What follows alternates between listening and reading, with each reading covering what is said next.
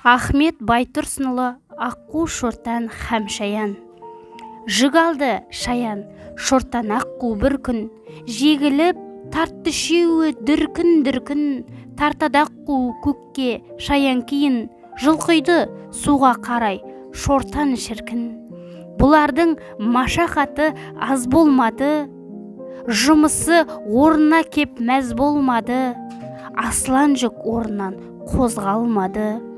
Оншама ол жүк артық ауыр емес, құр сырттан бәлендеу де тәуір емес. Жүк бірақ әлі күнге орнында тұр, бірыңғай тартпаған соң бәрі тегіс. Жігіттер бұнан ғибрат алмас болмас, әуелі бірлік керек болсаң жолдас. Біріңнің айтқанына бірін көнбес, істеген ынтымақсыз ісің оңбас.